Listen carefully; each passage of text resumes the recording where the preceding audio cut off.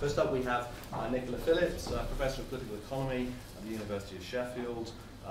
None of these people need much introduction to you, but I will introduce them anyway. A specialist on global political economy, the political economy of development and migration, an editor of New Political Economy, and author most recently of Migration in the Global Political Economy, published by Lynn Reiner last year, and Development, co-authored with Tony Payne, published by Polity in 2010.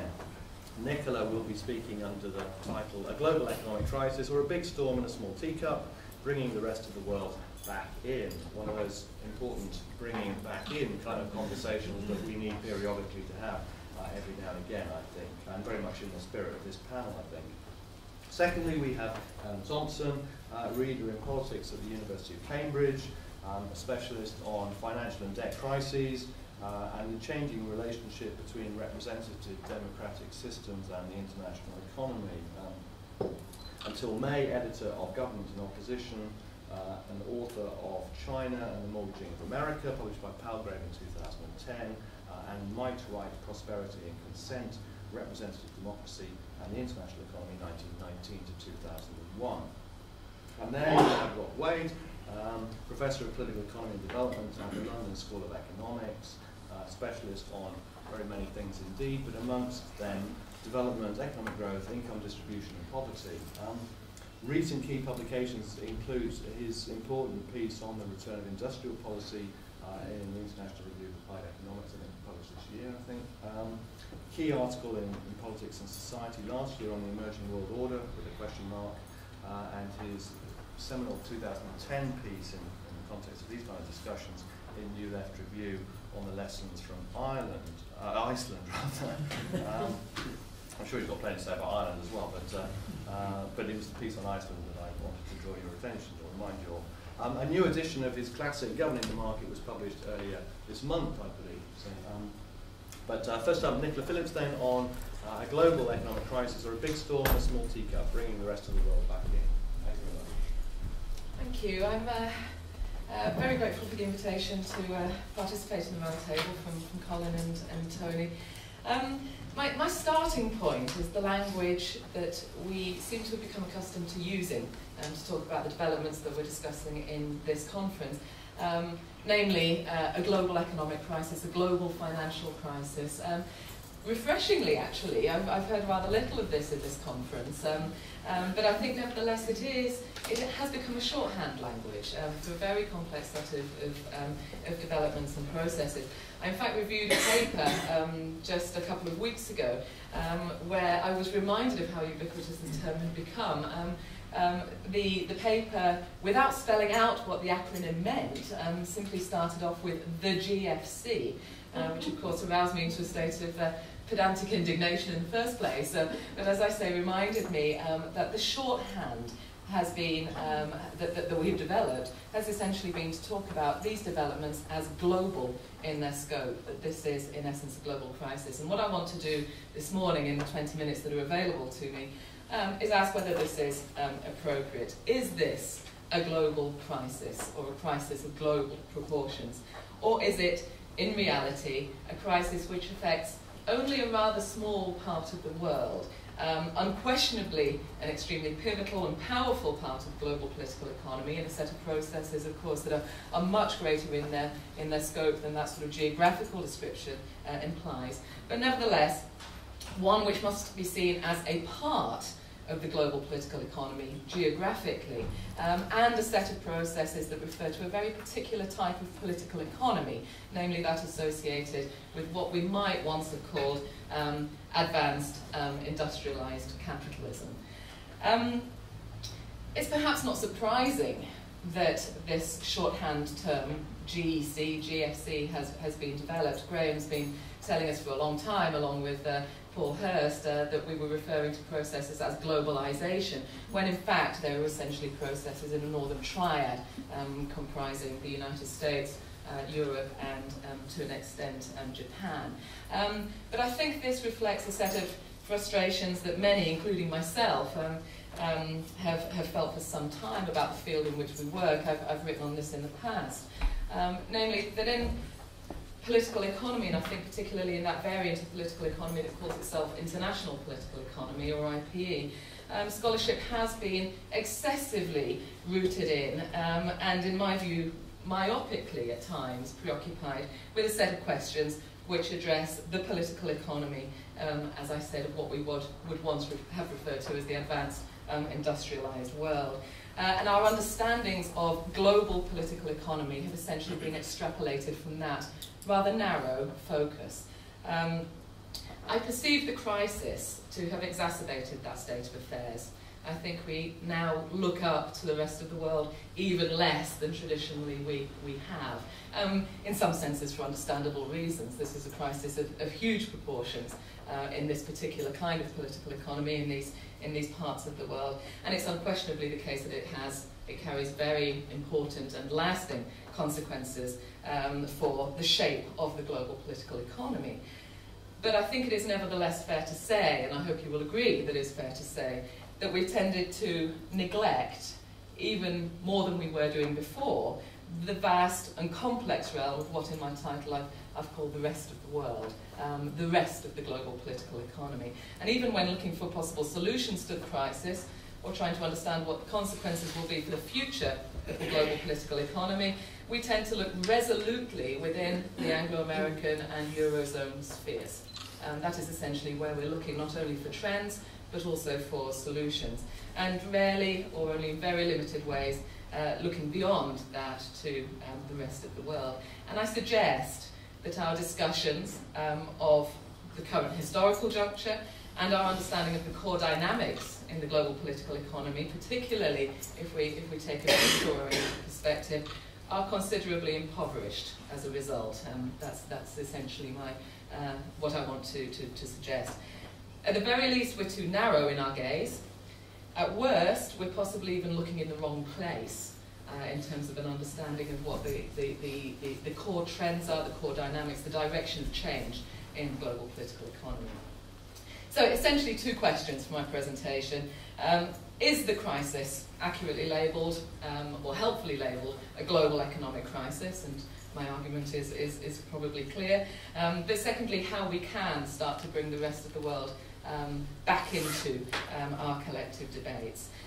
My argument boldly, in response to the first question, is that this is not a global economic crisis, or at least not yet. Although it is nevertheless one, of course, that carries global repercussions and global consequences, as has been suggested by Colin and others in our discussions so far. So what are the grounds on which we could make such a claim, or consider such a claim? Well, the obvious place to start is, as again we've noted in our discussions in the conference so far, the large emerging economies. I'd like to issue two caveats right at the beginning. First of all, I think emerging economies is an unhelpful label, but it is nevertheless one that we've been using, so I'll continue for a shorthand to do that today. For all sorts of reasons, it's unsatisfactory. When can an economy be said to have emerged, and what does it mean to be in the condition of emerging? But that's a separate debate. I'll just use that as shorthand with the caveat that I don't find it particularly satisfactory. The second caveat is that it is, of course, not only the large and emerging economies that are or should be of interest to us. I recognise that in my presentation I'll be focusing on those economies, and particularly perhaps on China and Brazil, but we need to look much more broadly as well, particularly if we're trying to understand the developmental dynamics associated with crisis and change. But with those caveats, let me push boldly on to talk about the large emerging economies, China, India, Brazil, a clutch of others, and some of these points also extend to economies like Indonesia, among others. In recent years, of course, the story has been about growth and pretty spectacular levels of growth, and some interesting indicators relating to development more broadly conceived. In these parts of the world, in these economies, high growth levels have been maintained through the period of the Anglo-American and Eurozone crisis, 7, 8, 9%, depending on which economy you're looking at which particular time. But looking more broadly at emerging economies, although, again, I'd like to repeat, I find that language rather unhelpful. It is difficult to find anywhere in the world an economy which has slumped significantly or collapsed as a result of this crisis that we're discussing in this conference. There are lots of economies that are facing significant challenges, but nevertheless this implosion has not, at the present time, generated a kind of contagion effect that one would expect if one were to label it a global economic crisis. Nevertheless, it is clearly the case, as has been reported in the press consistently over this period of time, that there has emerged something of a slowdown in some of these high-growth economies. Dips in growth rates were recorded particularly at the height of the crisis, 2009, but it's been reported last week that, for instance, China's growth has now slipped to 7.6% in the 3 months to the end of June 2012, from 8.1% for the previous quarter. The headlines seem to suggest slowdowns of much more major proportions very often than the figures that appear in the text of the articles indicate. It may well be the case, as the headlines suggest, that the Chinese economy hit a 3-year low last week, and it may be that the slowdown is sustained in that respect. But a growth rate of 7.6% is still vastly in excess of anything that has been experienced in the Anglo-American political economy or the Eurozone, to the exception of Germany for some time, and certainly vastly in excess of anything that will be achieved for a very long time to come. And of course we then have to open up all the questions that Colin has alluded to, among many others, about whether actually those kinds of growth rates should be the aspiration of economies in these regions. But nevertheless, my point is simply that reports of how China and Brazil have been, quote, hit hard by spending cuts in the Eurozone, surely, in my view at least, overstate their case considerably. And it has to be said that there does seem to be an element of wishful thinking in some of this commentary, particularly that which emerges from the United States. That's a different story. So the major reasons for these slowdowns are usually depicted as the decline in demand for exported goods in the United States in particular and the Eurozone, and the consequences thereof for economies like China and Brazil. I think there's some truth in this, although I think it tells only part of the story. And we could go into this in great detail, but I'll simply make a set of bold points, and then we can elaborate at will. First, it's not entirely about a drop in demand for exported goods from these economies. It is also the case, of course, that the export sector in all of these economies is driven by investment from the United States, Eurozone countries, some Eurozone countries, Japan. And so we need to think about flows of capital as well as simply outward flows of manufactured goods, in particular when we're talking about China. Second, the US trade deficit is, of course, key to driving growth in China, and this deficit has increased over the period of the crisis, even though demand for imported goods may well have slowed to some extent. And Robert Wade has highlighted the point in a recent article that Chinese growth in turn fuels growth in economies like Germany, Japan, and Brazil, which is also important in thinking about the mechanisms by which a contagion effect of the crisis might be transmitted. And clearly there's a lot of truth in that, but I think we also need to be a little bit cautious, particularly in the case of Brazil, which is an economy that I know rather more about, I concede, than the case of say, South Africa or some of the other major emerging economies. Even while Brazilian exports to China have increased very significantly over the last decade, and indeed Chinese exports to Brazil, their significance in the overall profile of both Brazilian and Chinese trade remains very small. And the dynamics of growth in Brazil are increasingly linked with China, but still not linked to a very significant extent. So I think the argument shouldn't be pushed too far about China being the powerhouse of the other large emerging economies, although without question that Sino-Brazilian interaction carries very significant consequences for Brazil, and we'll come back to a little bit of that in just a second. The third point is that the key to understanding high growth rates lies not, or not only, in the export economy, but in the size of the domestic market, and crucially in the expansion of consumption in both China and Brazil. And I realise that I'm focusing a little bit on those, but in a 20-minute presentation, I hope that you'll indulge me. Consumption and domestic demand have been important drivers of growth, at least as important as the export economy. One fact that I always wheel out about Brazil that to me at least is interesting, is that Brazil is by far the world's largest exporter of meat and meat-related products by a long way. Very, very significant part of its overall trade as well. But no less than about 80% of total meat production in Brazil is for internal consumption. So it manages simultaneously to be the world's largest exporter by a long way of meat and meat-related products, but 80% of total production is consumed in the domestic market. And of course the story about consumption in China driving growth, well, growth of course initially driving consumption, but consumption coming to be an important driver of growth is something that's attracted a great deal of attention. So the point is that a slowdown in demand for exported goods from economies like China or Brazil is not of such fundamental significance that we should be thinking about the impending crisis of the large emerging economies, regardless of what the headlines over the last week or so and on many other occasions over the course of the crisis might have liked to suggest.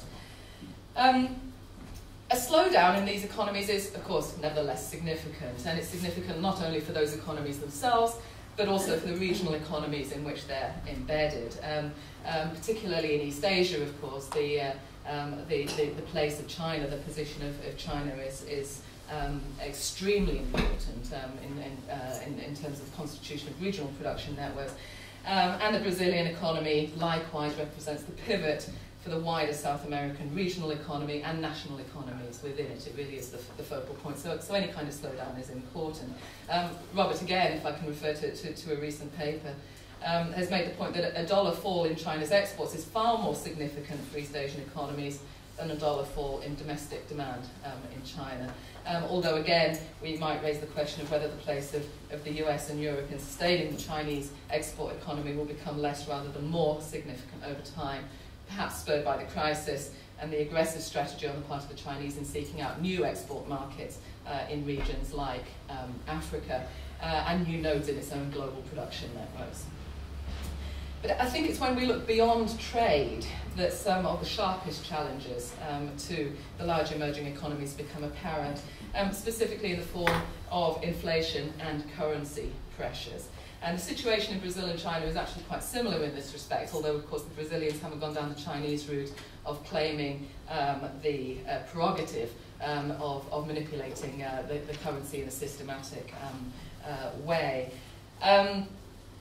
But this strategy of currency manipulation on the part of the Chinese government has also created problems for other emerging economies, including in Brazil, where a combination of what is going on in China in relation to currency values and the strategies of quantitative easing in the US and elsewhere have led to an overvaluation of the currency, which is increasingly difficult to manage.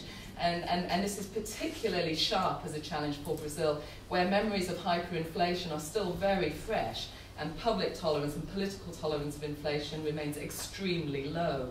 So even inflation rates that we might consider to be higher than desirable but moderate, of say 10–15%, are greeted with alarm in Brazil in quite a specific way because of hyperinflation in previous crises. So the key challenge is how to reduce both inflation and the value of the currency. In order to achieve the latter, in Brazil, interest rates and elsewhere, interest rates have been raised and are now amongst the highest in the world, so over 10%. But this, of course, has then had the effect of attracting increased flows of investment and capital to Brazil. And the government of President Rousseff, when it first came into power just now, sought to address this trade-off by imposing capital control shortly after taking office. And we had I can't remember which discussion it was in, but it was Anne Pettifor last night, wasn't it, who was talking about the the likelihood of an increased salience of capital controls as a strategy in various parts of the world. And the Chinese authorities, of course, have been imposing all sorts of controls in order to try to tackle overheating and inflationary pressures. What all this means is, of course, a little bit difficult to tell at the present time. I'm going to refer to Robert again, who's put forward a rather pessimistic account of the vulnerability of these economies because of all of these pressures to what he calls another rupture. And you foresee, Robert, the possibility of a crisis resembling the Asian financial crisis emerging as a consequence. My own view is that this is rather more remote a possibility than Robert suggests, not least in view, I think, or I suggest, of the increased and increasing space that governments and policymakers in the large emerging economies have carved out and are carving out for themselves in terms of imaginative and interventionist policy solutions. It's not to suggest, of course, that there aren't significant challenges, and it's not to suggest that there aren't significant vulnerabilities, nor, as I've indicated, that strategies in one country have really serious knock-on effects for another. And if you permit me a digression for a second, this is one of the difficulties, I think, in treating the BRICS, or the large emerging economies, as we have, as a group of countries. There's been a really depressing insistence, I think, in much of the literature on coalitions of BRICS and all sorts of acronyms, how these countries are cooperating in forums like the WTO and so on, largely united as a sort of counterweight to the hegemony of the United States and neoliberal globalization and so on and so on. Where actually I think what we're seeing is a scenario in which there are very significant structural and political tensions emerging within this group of large emerging economies, and we need to address those. Nevertheless, what we have here, I think, is the collapse of the model which sustained the economic power of the Anglo-Saxon and European economies, and arguably, Paul Kamek has recently put forward this argument, an increase in what he calls the authority of large emerging economies in terms of the shape of the global economy and the dominant ideas within it. I think he overstates his case, and again I think there may be an element of wishful thinking in this, but nevertheless I think it is the case that we are seeing the emergence of a different kind of space for thinking about policy and about economic strategy that we haven't had for some time. The key here is, of course, the distortions that might be created in the process, that what might be rational at the national level in terms of economic policy might create the sorts of distortions in other economies or in global markets in general that we've been talking about. And that then is a question of governance. And it's a question of governance not at the national level, but of coordinated form. And as Andrew Gamble was saying in his presentation a couple of days ago, as yet there's no sign of this kind of coordinated governance emerging. Instead, what we have in the economic realm, as much as in the United Nations and other forums, are deadlocks. I'm very conscious that I focused here on a very sort of statist version of the global dimensions of the crisis. And it is equally important that we think of people and groups of people and who has been affected in those terms. Unfortunately, there isn't time to do that today, but nevertheless, I think that's something that we do need to bring much more into our discussions. I was having a conversation with David Coates, who I think is here yesterday evening, about how we've talked a lot about taxpayers and the odd mortgage holder, but we haven't really talked about workers. We haven't really talked about migrants and groups of people that are affected by the crisis, and that picture is complex. But I'll have to leave that to one side for now, and perhaps we can return to it in questions. So just summing up my argument, and if you permit me then a couple of minutes just to pull it together. No, this is not a global economic crisis. Yes, it is a crisis with global repercussions, but that's not the same thing as a global crisis, and a crisis for all economies and all groups of people within it. Yes, there's a possibility that it will become a crisis of more global proportions and more global reach than at the present time. But no, I think there are no compelling reasons now to believe that this will necessarily be the case, and I think my version of this is more optimistic. So if I'm right, what would this mean for the way that we think about the future of the global political economy? And if you'll permit me, Colin, I'll just make 3 points very, very quickly. Of the 14 that I had scribbled down as potentially interesting to talk about. One, a very general point, that we need to bring the rest of the world back in, both in terms of our scholarly debates and in terms of the way that we think about this specific crisis.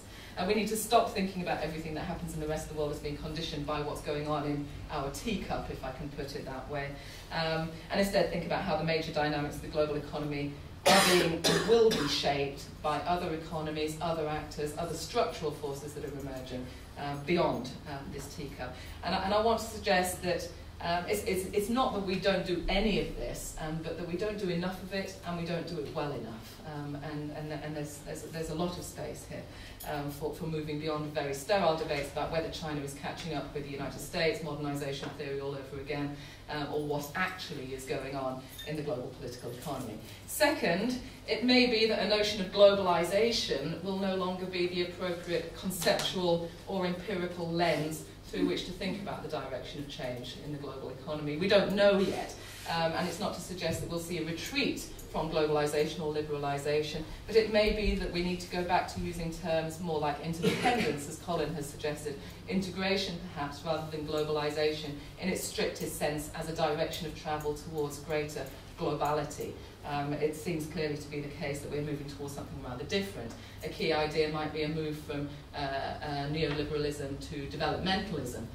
Many people have suggested that, a liberal kind of developmentalism, and some of the panels at the conference have suggested that. And the third and very final point that I want to make is that much of what we have to say about the future of the global political economy will depend on what's going on in the rest of the world. But there are huge challenges in these large and emerging economies, as elsewhere, in terms of how to achieve balanced, durable, more equitable and more sustainable growth and development, bearing in mind that growth in the Anglo-American and Eurozone economies has proved to be none of these. There are all sorts of questions, particularly in terms of social performance. One of the very striking things about these large emerging economies, China, India, Brazil, is that they're all classed in the Human Development Index as medium human development countries, in comparison with much smaller and ostensibly rather poorer economies like Ecuador, for instance, or Chile. So the question of how to improve social performance and how to integrate growth with development is as pressing as it ever was. And the point is that we're not going to get very far in thinking about these questions, I suggest, if we continue to think only about the Anglo-American and Eurozone spheres of the global political economy. Thank you. Thank you.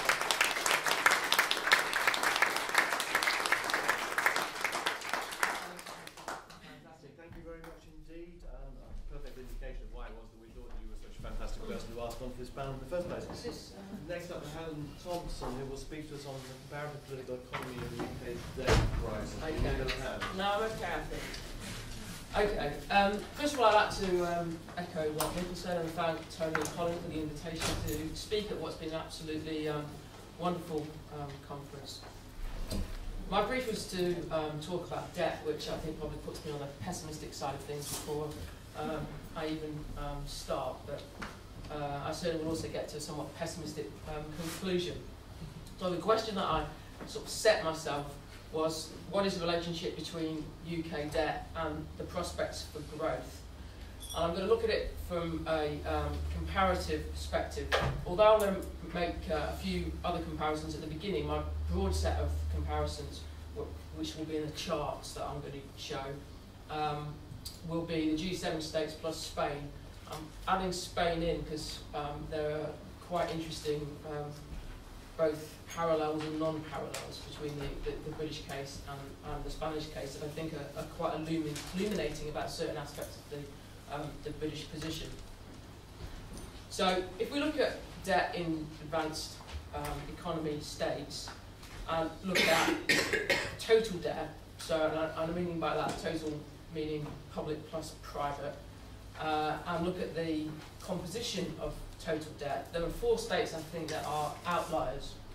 Greece has actually very low total debt, something that I think the British perhaps might make a bit more of, but it has very high state debt. Ireland has high total debt, and it's high debt across all sectors, so high private, high public, and within breaking down private high across all sectors. Japan has high total debt, and that is significantly driven by state debt, and the UK has high total debt, which is largely driven by private debt, and most consequentially, that private debt is driven by financial services, financial sector. So if we just take these comparison states that we're going to use and look at private debt. This is from the second quarter of 2011 because it's the most up-to-date figures I can find that have got all my comparison states in it. So you can see that UK here, total private debt is really significantly higher than any others. I mean, Japan and Spain are high, but nowhere near as high as the UK's. Now, that private debt in the UK is driven by both high, in comparative terms, financial sector debt and by high household debt.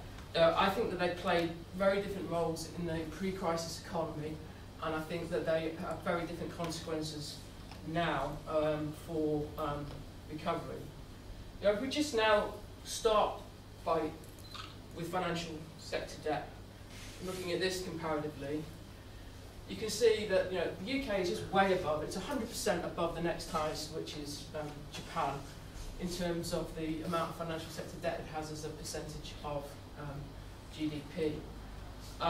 And the size of this debt, a lot of which is banked within the financial sector, a lot of that debt is debt from abroad. So if we look at gross external debt, again, we can see that the UK is much higher than all the other comparison states. I mean, far higher than the comparison states. And I say that this volume of private financial sector debt and external debt primarily reflects the fact that the UK growth model in the pre-crisis years is very dependent on the financial services sector. As we know, I know that can be disputed, and Dan was giving a paper yesterday that was trying to argue that the financial services sector was less important to growth. I think that I'm unpersuaded, shall we say, and certainly in terms of what the consequences have been, this is crucial to understanding what then comes next. And if we want to understand why that is the case, we need to look at this, which is the rise in declared bank liabilities. The OECD call this bank liabilities. I haven't changed the title to declared bank liabilities because one of the problems is that there's an awful lot of undeclared debt still in the British banking system, as we'll come to later. So these are trillions of pounds. You start off with UK declared bank liabilities being around the 3 trillion level, and we're up to nearly 8 trillion by 2008. And doing some calculations from the OECD banking statistics, I've had to leave the US out of this chart because for some reason that the OECD didn't publish the data for the US for the whole of this time period. So, but I'm absolutely sure that the increase in US bank liabilities is significantly less than that of the UK or of Spain. So this is how much bank liabilities increased in these economies between 2000 and 2008. And you can see the two that stand out. Spain's is actually higher than the UK's in this case, not by a great deal, but by a small amount. But clearly, the UK and Spain stand out, with France coming in somewhat below them. But I mean, if you look at like Germany and Japan, something very, very different is going on. And I think that this is this increase in bank liabilities, the increase in bank borrowing during the pre-crisis years is really important, and perhaps more important in some sense, I think, than anything else in understanding the British banking crisis. And it came about because of a change in the business model of a significant number of British banks. As late as 2000, then pretty much bank lending in the UK, commercial bank lending I mean, by that, was covered by retail deposits. By 2008, well, the autumn of 2008, there's a 900 billion funding gap between banks lending and the deposits that was covering that. HBOS alone had a £200 billion funding gap in the autumn of 2008. And the gap was being made up by borrowing in wholesale markets. And I think that it's really important to see, I mean, I certainly don't want you to draw the conclusion from this that I think that the issue of retail investment bank separation is unimportant, because I think it's very important. But if you look at the banks that, if we look at the banks that failed in the UK in 2007, 2008, they are Northern Rock, Alliance and Leicester, Bradford and Bingley, HBOS and the Royal Bank of Scotland. Only one of those was a universal bank, Royal Bank of Scotland. Now you could argue that Barclays was lucky and it could have been in that position too, but the fact is that it didn't in the end end up in that position. The others weren't doing any kind of investment banking. The one thing that those 5 banks have got in common is that they're very dependent on wholesale funding, and they've written that effectively into their business models. So basically, their crisis was brought about in some sense by an old-fashioned debt crisis. And I'll come back to this point later because it's got consequences, I think, for the future. Let's just go on to household debt. I'll try to do this a little bit more quickly. Again, you can see that the UK is right at the top. Not quite as far out, or nowhere near as far out as it is on financial sector debt, but it's in this high bunch with higher than anyone else, with Canada, Spain, and the United States. Though I think that I'm a bit less convinced than Colin now. I must admit, I started off when I started writing this, started off in the same position as Colin, but having now spent some time looking at various comparisons, I think that actually household debt in the UK was actually rather less important to the UK economy in the years preceding the crisis than is sometimes suggested, and that by comparative standards that there was rather a limited debt-driven consumption boom in the UK in the pre-crisis years, and that is somewhat reflected in the fact that the net financial position of UK households didn't actually deteriorate between the mid-1990s and 2007. So in general, UK households didn't use mortgage lending to fuel a consumer boom, they used it to purchase assets that rose in value. It's also the case that if you look at the contribution of household final consumption to GDP growth through the growth in the 2000s and compare it to growth in the 90s and the 80s and the 70s, and actually it's less important in the 2000s than it was in the growth periods of the earlier decades.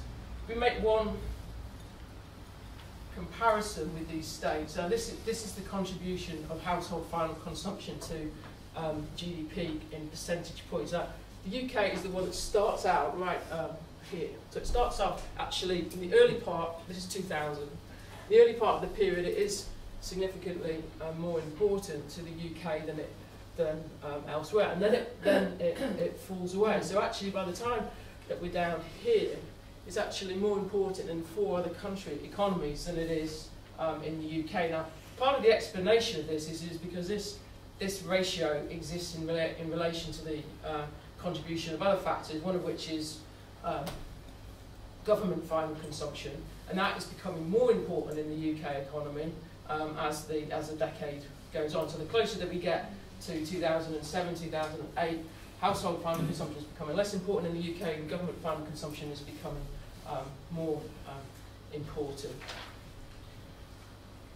What then has been the effect of household debt since the crisis? And I'm going to put this point here because I would actually want to say that I don't think it's actually that important, certainly nowhere near as consequential as financial sector debt. Now, obviously the evidence is quite complicated, but I don't think that there's any strong evidence to support the claim that this debt is inhibitive of recovery. Now, it's certainly the case that household consumption has been a weakness of the economy, UK economy, since 2008 and particularly through 2011. but it's not clear that household debt is actually the cause of that problem. And I think there are two things that are particularly significant here. First of all, the thing that actually seems to be depressing confidence in household consumption has actually been inflation and the fall in real incomes because of inflation. But it's also the case that actually there's not been that much of a housing bust in the UK. If we look at our comparison states, because there are 4 states really that stand out in terms of having what I'm going to call house price bubbles. We'll be exact about the language here. So that's the US, Spain, Ireland, and the UK. But the thing about the others is they had what you might call housing bubbles, because also they had built a lot of houses during this period. The UK didn't. Actually, investment in housing is actually higher in Germany in the pre-crisis economy than it is in the UK. Now that's actually kind of saved the UK economy in many respects, because it's meant that the housing market hasn't anywhere near collapsed like it has, particularly the damage that it's done to in Spain and Ireland. So there's actually not been that significant rise at all in repossessions in the UK or in arrears, certainly again when you make comparisons with other states. Okay, what then of state debt? This is general government gross debt in the middle in 2011. You see Japan is the one that absolutely stands out of the G7, and the UK is really at the lowish end of it. I should say though that this, and this is going to be important later, is that these figures do not include financial sector intervention. So the UK figure, if you include that, is a lot higher, which I'm going to come to later.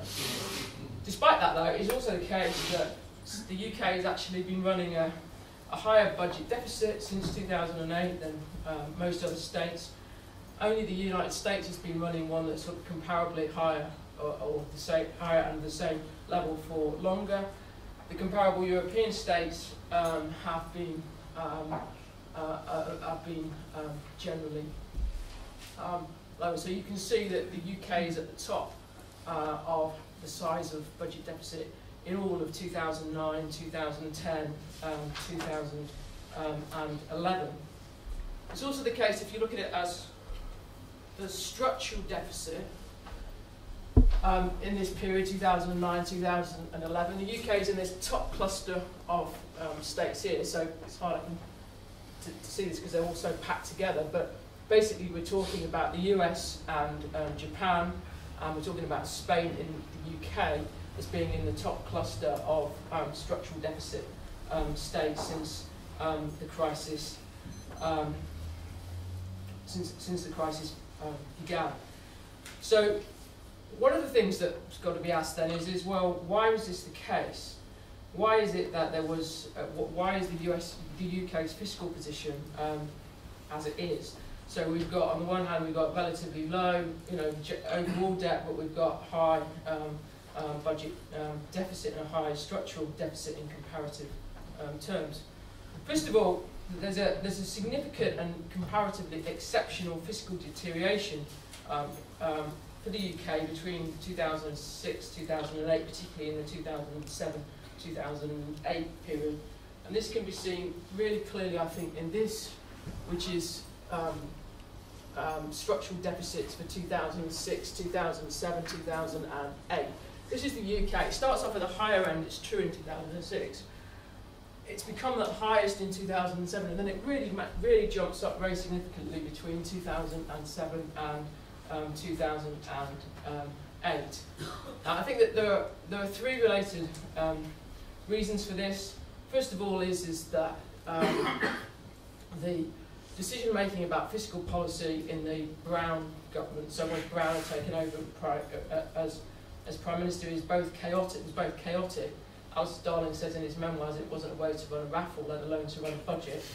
On the occasion of the 2009 budget, they not only did not have a budget 48 hours before it was due to be delivered, they didn't even have forecasts, agreed forecasts on which to base a budget 48 hours before it was due to be delivered. And that led to what Darling himself admits was basically fantasy forecasting during this period. I mean, Peter Mandelson later said that the 2009 pre-budget report was entirely lacking in credibility. And the numbers simply don't add up because the projections are really fantasy. The second thing is that public expenditure really rises very sharply in the UK in this period again, 2007 to 2008. So these are the annual increases in public expenditure. The UK is kind of in the middle in 2007 at how the rate at which it's increasing expenditure leaps up to the top in for 2008. So the annual increase is above 10%, it's about 11% for 2008.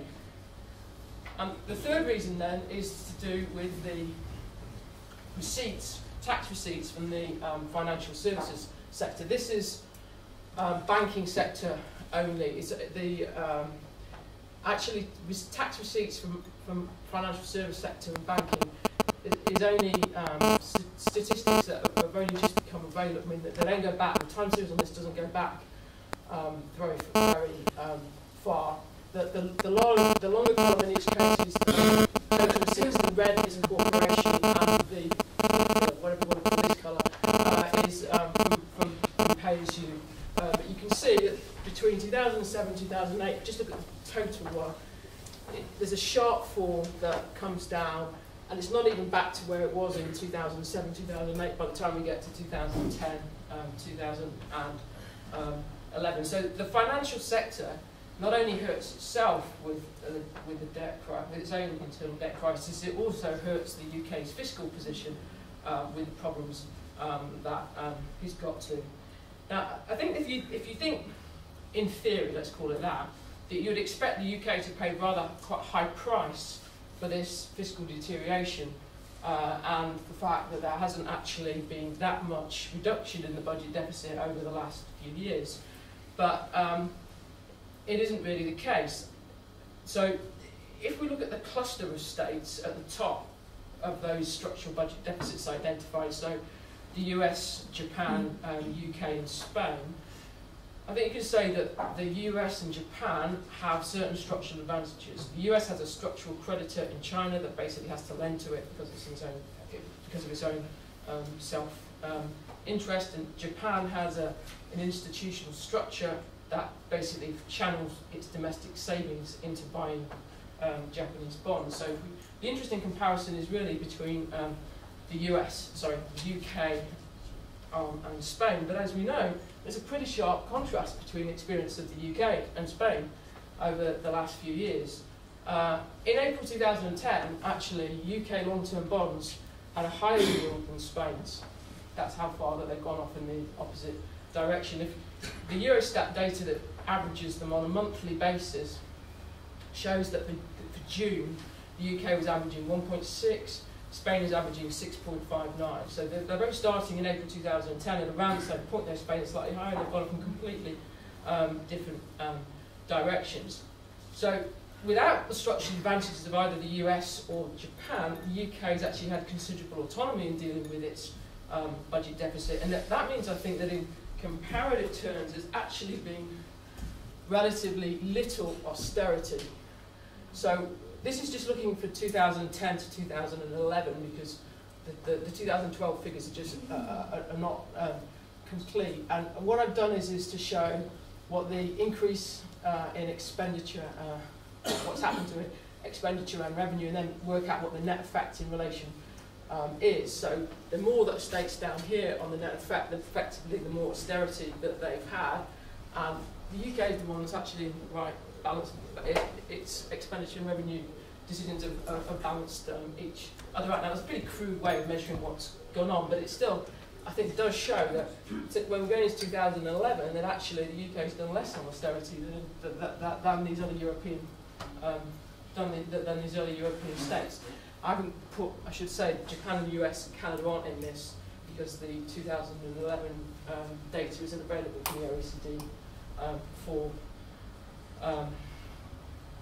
them. Yeah, okay. Right, I'm going to whisk through a few slides quickly then. This is part of the reason why this is the case is because of quantitative easing in the UK.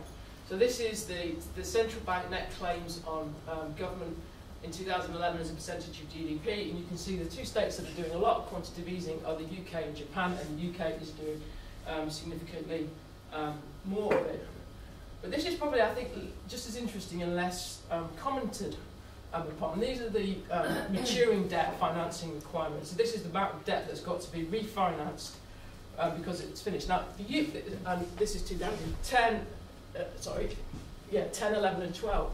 Despite having this high deficit, the UK's mature financing requirements are really very low. In fact, they're lower than anybody else's, and that is because UK debt is it's got very long structure. So the average maturity of UK debt is about 14 years, which is far higher than any other. So this gives Britain a huge advantage because it simply doesn't have to raise anywhere near as much money than states that have actually running far higher deficits. And that means, skipping on again quite quickly, amongst other things, that you're in a situation in the UK, this is average real short-term interest rates from 2007 to 2011. In 2007, the UK has actually the highest average real short-term interest rates. We're right down here and have been for the entire crisis since 2009.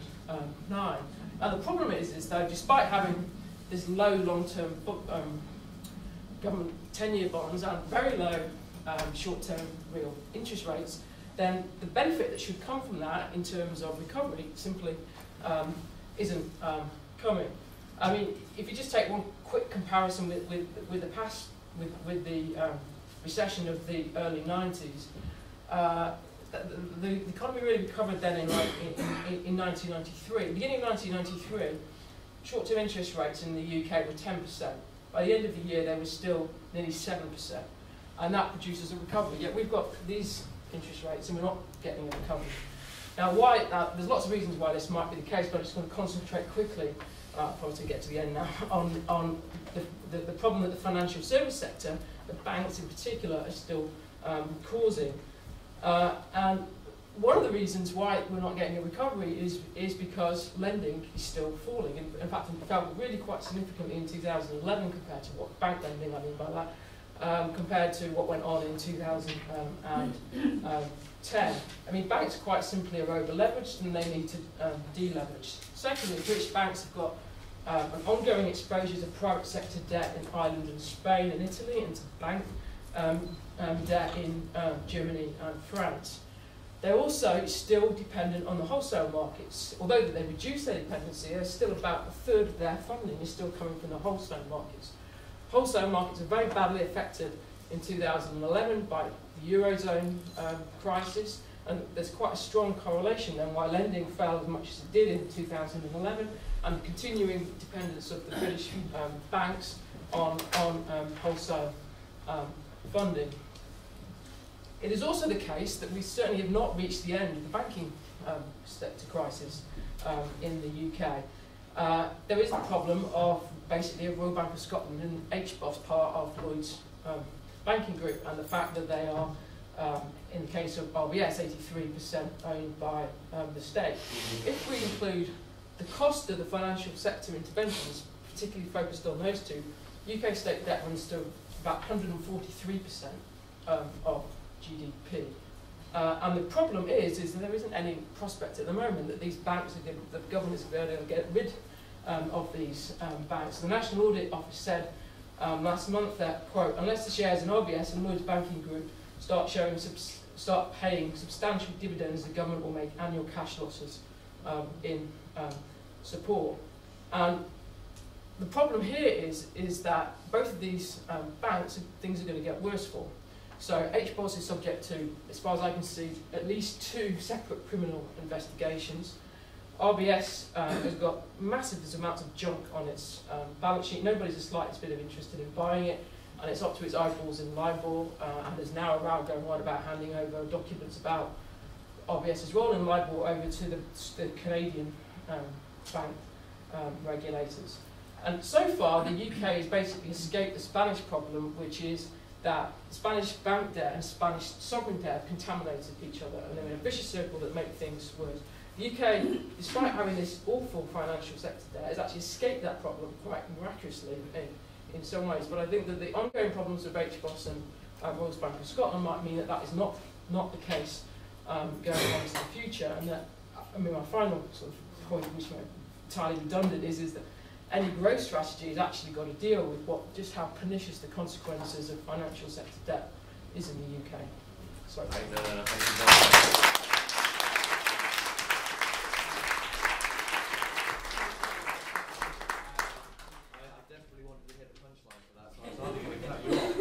Fantastic. We now have Robert Wade, who will be talking about the contribution of economists to the second Great Depression. I didn't produce the title, I referred to his title before, but I think something we definitely need to hear about. Just a quick comment on Nicola's argument. Let me remind you that Mervyn King said just a couple of weeks ago that we are no more than halfway through this crisis, which implies that recovery in the Western world is unlikely before 2016, 2017. And my point is that that gives plenty of time for the rest of the world to be caught up in this deleveraging vortex. However, that's not the subject of my talk. I want to begin by referring to what somebody else said very recently, a friend of mine. This friend is one of Britain's most eminent economists, a former member of the Monetary Policy Committee, former editor of 2 of the top journals, so a key controller of ideas within the economics profession. And he said to me, quote, "Keynes was a disaster. Skidelsky should be locked up. Krugman has lost all respect in the economics profession." And I was really startled by this statement.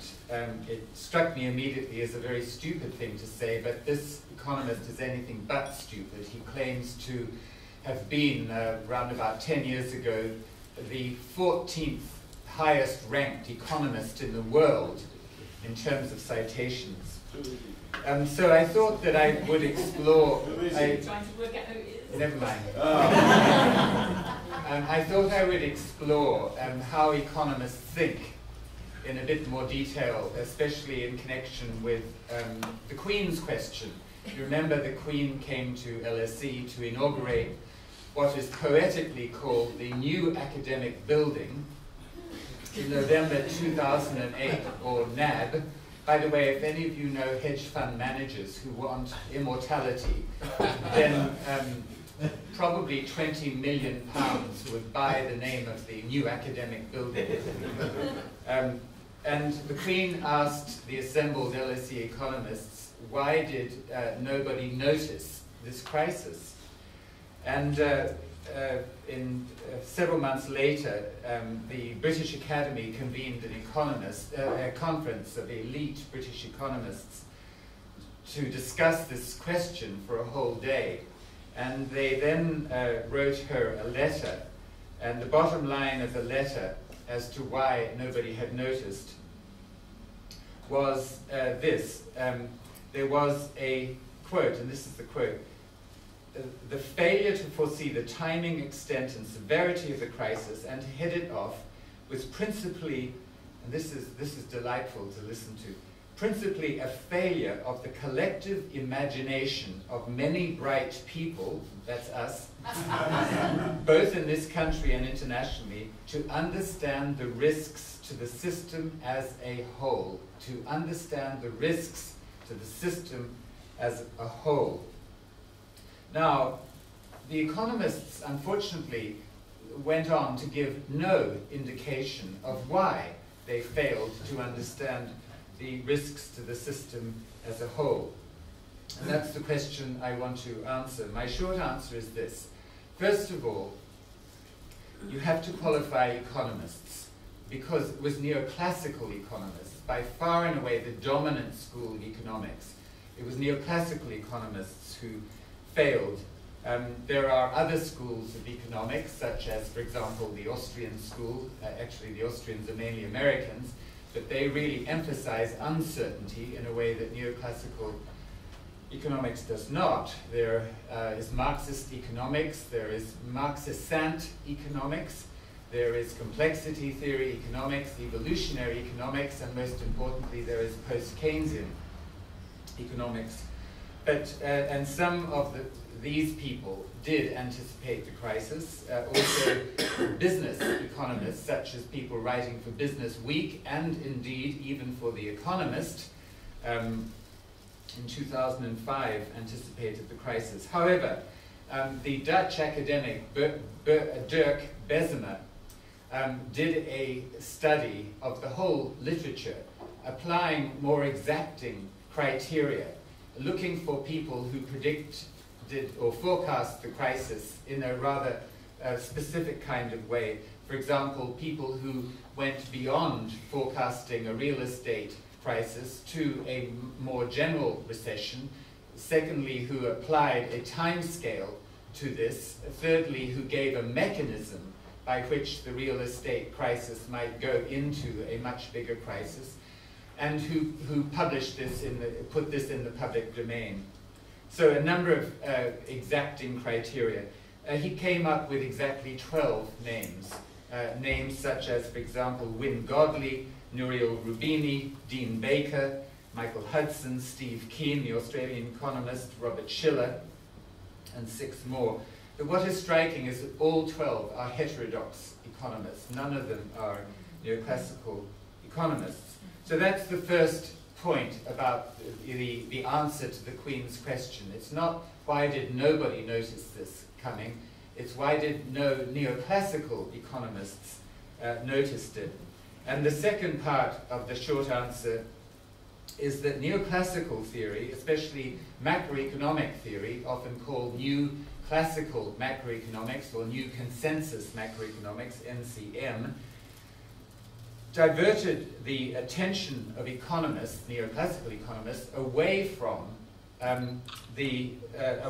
the sources of systemic risk, risks to the system as a whole, that is, away from the mechanisms that were driving the world economy, or to take Nicola's point, the Western economy, driving the Western economy into a state of great danger. And directed their attention, secondly, on the other side, so away from the sources of risk and towards the sources of what they celebrated as the great moderation. And there are stunning examples of this. For example, Robert Lucas, in his presidential address to the American Economic Association in 2003, Robert Lucas being one of the founding fathers of modern macroeconomics and a Nobel Prize winner, told the assembled gathering of American economists, quote, "Macroeconomics has succeeded. Its central problem of depression prevention has been solved." Just to give a few more examples, Jean-Philippe Cotis, the chief economist of the OECD, said in mid-2007, quote, "The current economic situation in the world is in many ways better than we have experienced in years. Our central forecast remains benign. We expect OECD countries to show strong job creation and falling unemployment." He went on to say that if there's some sort of contraction in America because of the housing market problem, then Europe will expand to counteract American recession. Anatole Kaletsky, December 2007, said large trade deficits have done none of the economies running these trade deficits any harm. This is because large trade deficits, far from being a cause of economic dislocations, have actually been a consequence of rapid economic growth. That, he said in a debate with me in Prospect magazine, and it is really very encouraging to me to go back and read that debate, because he was wrong in almost every respect in December 2007. So there are all these examples of how economists, neoclassical economists, directed attention away from the mechanisms that were producing this situation of great danger, away from the sources of systemic risk. So that's the next question. What features of neoclassical macroeconomics caused economists to miss these mechanisms? And I think to answer that question, you have to go back to the start of general equilibrium theory in the late 19th century, which is the foundation of modern macroeconomics. The founding fathers, Walras, spelled with a W, and Pareto and other such people, many of them, and this is important, trained as engineers and physicists, aspired to depict the economy in the same way that physicists were depicting the universe. That is, they aspired to depict the economy with mathematics, with mathematical models. And so they conceived of the economy or the society as an aggregate of rats, each with their own endowment and their own exogenously determined preferences. Did I say rats? I mean, of course, people. And these rats or people interact only through competitive markets, and to the extent they learn anything, it's learning in terms of how to get through the maze. They learn only through experience. They do not learn from each other, so there's no interactive learning in the way that the Austrians, for example, emphasize. And so that the whole economy, with this conception, can be reduced to the representative rat, or representative agent. There is essentially no society in this conception that is the basis of modern macroeconomics. And so modern macroeconomics uses a family of models called dynamic stochastic general equilibrium models, or dynamic stochastic general equilibrium theory.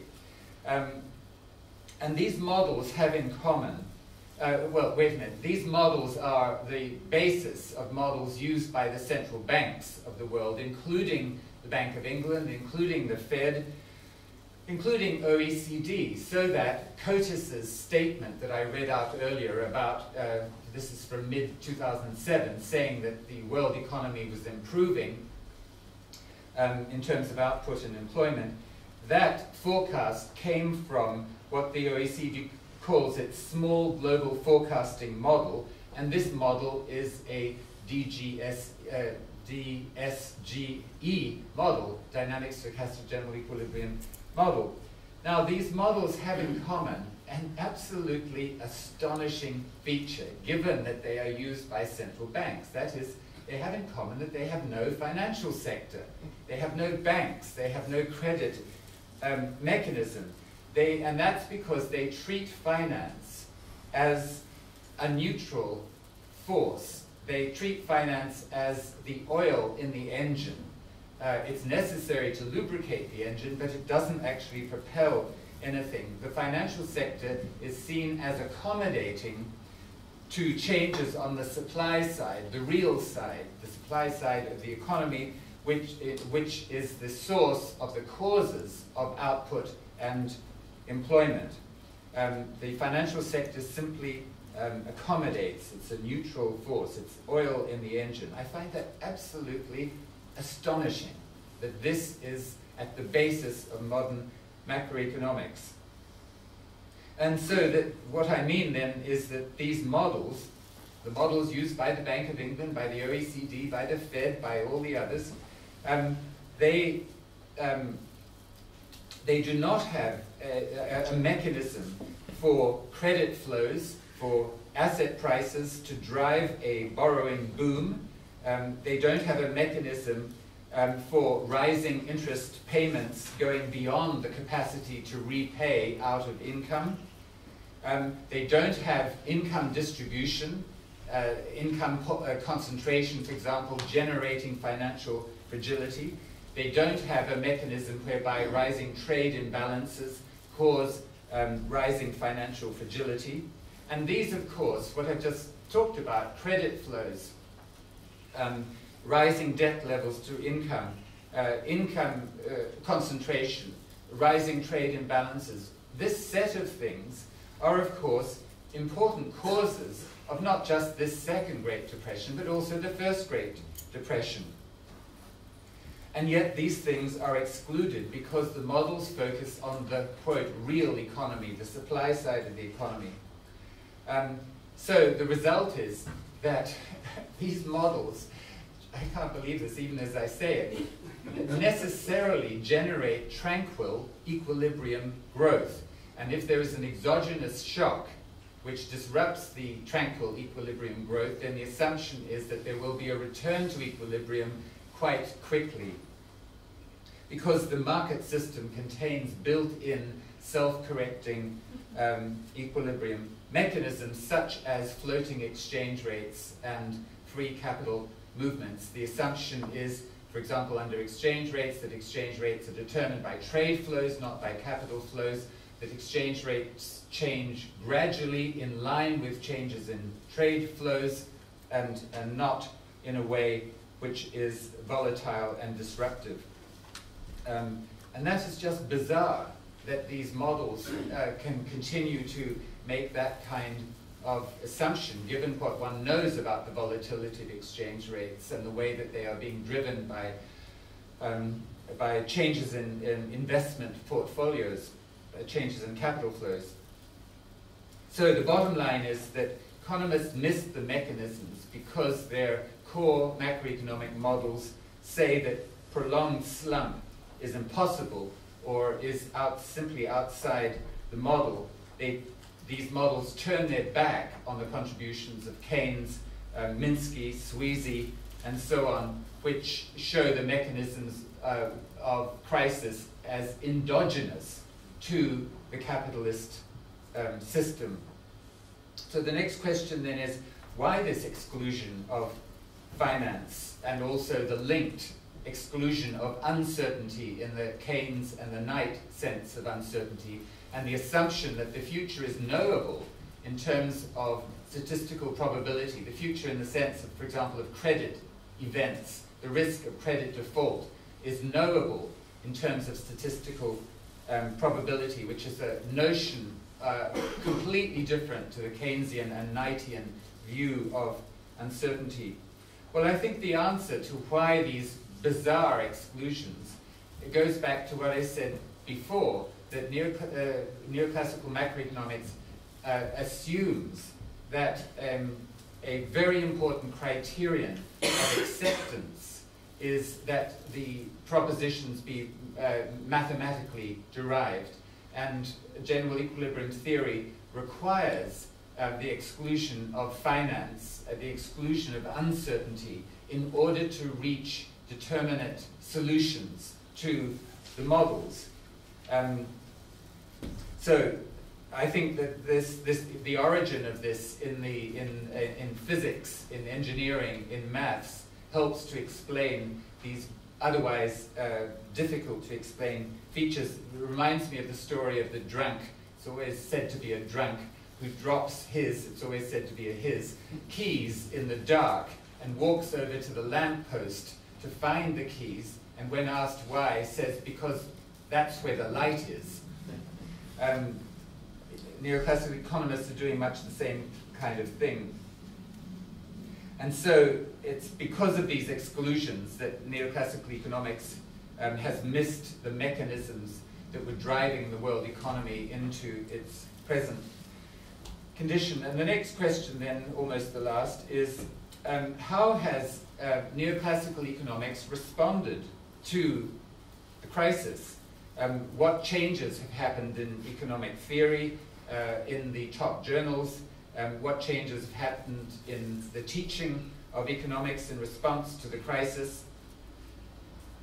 Well, my friend's remark that I quoted at the beginning, Keynes was a disaster, Skidelsky should be locked up, Krugman has lost all respect in the economics profession, suggests, especially because he is so influential, that not much has changed. And there's a lot of other evidence in the same vein. For example, just yesterday I got a friend from my I got an email from my friend who's one of the holdouts in the Cambridge economics department, who said, and I won't mention him also by name, what is most pathetic about my faculty is that the teaching of macroeconomics continues as if the crisis has never happened. And he goes on to say, Cambridge University Economics Department, which was the base of Keynes and his collaborators, still teaches virtually no Keynesian economics at graduate or undergraduate levels. Just astonishing. I had lunch with Charles Goodhart just yesterday. Charles said in a paper in 2009 that his one consolation from the crisis, which was already in full swing, my one consolation from the crisis is that I hope that it will lead economists to reconsider their macroeconomic models. So I asked him yesterday at lunch, have you seen any sign of this reconsideration of the macro models? And he said, no, no sign. So David Collender has done surveys of syllabuses in the United States, and he also finds no sign, no teaching of Keynes or no teaching of Keynes, Minsky, Sweezy, let alone Sweezy, for God's sake, keep him out. But also these other people who've developed theories of endogenous financial instability. And then the most strangest of all is this from Ben Bernanke. In 2010, mid-2010, so he gave a speech in which he asked this question, quote, do these failures of standard macro models mean that the models are irrelevant or significantly flawed? So he was honest enough to admit that there was something wrong with the models. But do they mean that the models are irrelevant or significantly flawed? Question mark. I think the answer is a qualified no. Why? Because the standard models were designed for, I can't believe this, were designed for non-crisis periods. And they have proven useful in that context.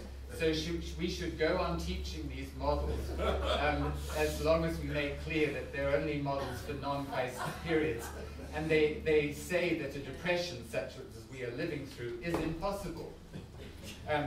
So it's a very strange answer, in particular because it assumes that there is nothing in the process of non-crisis periods which is building up towards crisis.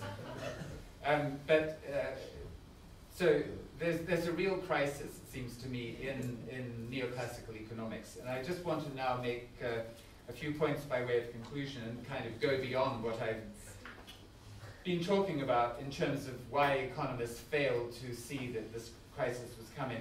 First of all, neoclassical economics is based on a series of what John Kenneth Galbraith called in his last book when he was in his 90s, the economics of innocent fraud.